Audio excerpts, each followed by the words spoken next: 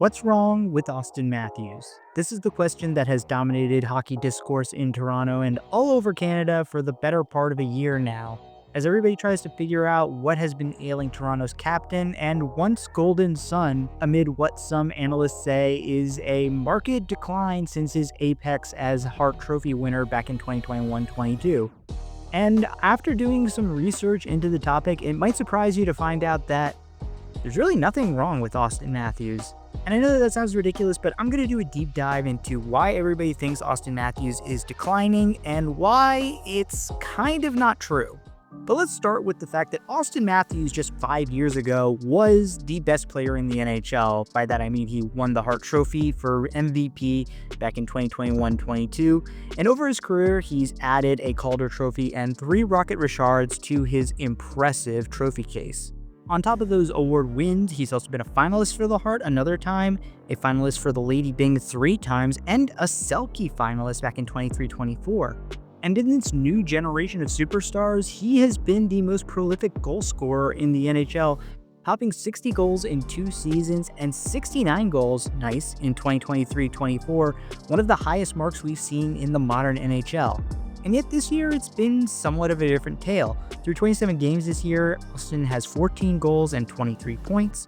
And while those numbers aren't terrible, if these rates hold, this would be the first time Matthews is not a point-per-game player since he was a rookie. He would be on pace for 42 goals once again. Obviously, this discourse really jumped up a notch once Dom Leshuzin posted this graph on Twitter showing Matthews' overall net score from hockey stat cards per 82 games over his career, which has been going down steadily ever since that MVP season back in 2021-22. But on top of that, Matthews' relationship with Toronto and Leafs fans seems to be a bit strained at this point, obviously in large part due to the fact that the team is struggling, and since he is the captain, he is going to be one of the natural targets of those boos, especially now that whipping boy Mitch Marner is gone to Vegas. And so when I sat down to dive into the metrics to see what was behind Auston Matthews' decline, imagine my surprise when I found out that he kind of isn't really declining. Now, obviously, that net rating graphic by Dom Leshuzin is correct and accurate. Would it shock you to know that Auston Matthews is number 1 on the Toronto Maple Leafs in net rating this year? It surprised me, especially given the fact that he's actually 4th among all forwards on the Toronto Maple Leafs when it comes to offensive net rating, behind William Nylander, John Tavares, and Matthew Knies. But he's actually the best defensive forward on the Leafs and the only one of those 4 players with a positive defensive rating. And you might say, well, that's all fine and dandy, but Auston Matthews is the second highest paid forward in the National Hockey League. He's not being paid to be just the best player on the Leafs. He's being paid to be one of the best players in the NHL. And I would agree with that, because when you compare him to the top 10 highest paid forwards in the NHL, I think he's the second worst among the top 10 paid forwards, ahead of only the disaster contract of Elias Pettersson. But do you know who's also on that list right above him in terms of net rating per $1 million spent? His own teammate, William Nylander, who despite being much better than Matthews offensively this season, has been a massive liability in his own end, and so bad in fact that Hockey Stat Cards grades him out as in the bottom 10% of all forwards when it comes to defensive metrics. But still, you might argue, Matthews is supposed to be one of the best scorers in the NHL, and his scoring is very clearly on a decline. Well, fans have attributed it to a couple of different factors, the first being injuries causing a physical decline. And when I looked into the NHL Edge metrics, first of all, his speed, while it has declined, is not a major issue. He's never been the most fleet of foot, and while now he's still definitely on the slower side, I don't necessarily think it's having a massive negative impact on his game. As far as his shot goes, well, like his skating speed, his shot has declined over the last few years, but he never had the hardest shot to begin with. When you compare shot speeds between now and 5 years ago, you can see that his hardest shots have gone down drastically, but his average shot speed has kind of stayed the same. He's never been a bomber like Ovi who just takes hard shots from anywhere. He's been more of a wrist shot backhand type guy, which is why he's got a lot of shots in that 80 to 90 and 70 to 80 mile per hour range. And while that number is definitely less this year, it's still quite high among forwards in the NHL. And similarly, Matthews' shooting percentage, while it's lower than his average, is right around where it's been in most years. It's just that he's had a few years of massively great shot luck, notably that MVP season where he shot over 17% compared to the 14% he's shooting now. But it's not a physical thing. What's causing his decline? And when I looked into it, the answer is really kind of simple. It's deployments. Look at Matthews' zone start times for this year versus 21-22. His offensive zone start times are basically the same, starting way more shifts in his own zone this year as opposed to 5 years ago. And as a result, he's overall spending much more time in his own zone as opposed to the offensive zone. When 5 years ago, he was logging among the most ice time in the offensive zone of any player in the NHL. Now he's much closer to the 50th percentile.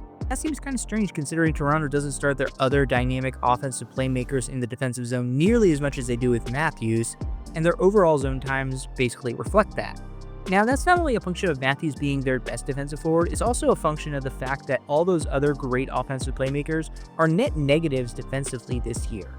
And in fact, almost all of the Toronto Maple Leafs forwards have been net negatives defensively, which is why they are relying so heavily on Matthews to play in his own zone this year, as opposed to 5 years ago when they kind of just let him off the leash and let him be the offensive playmaker that he was, and still can be, in my opinion.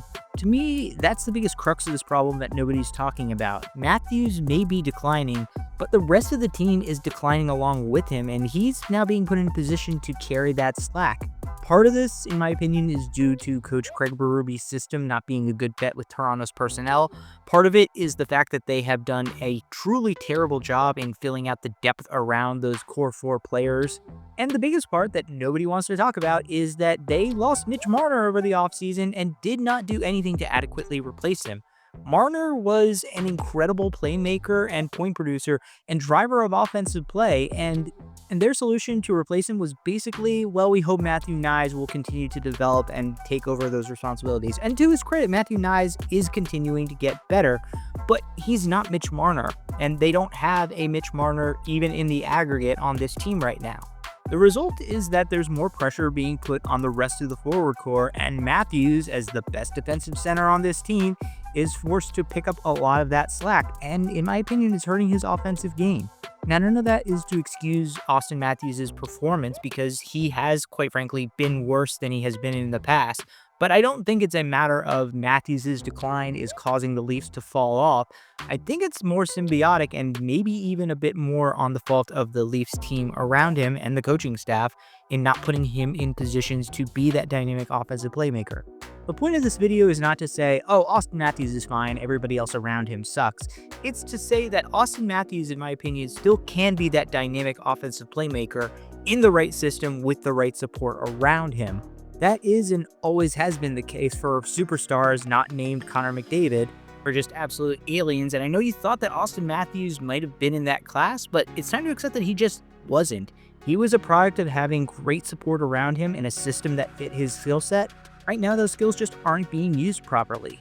I know Toronto fans are frustrated by his play, and the fact that he's now their captain probably isn't helping matters.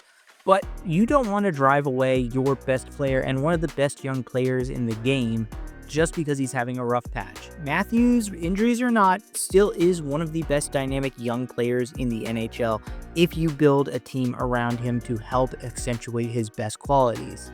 But if the Leafs decide the best path going forward is to blow it all up and move off of guys like Matthews, they're going to find pretty quickly that they should have appreciated what they had before it was gone.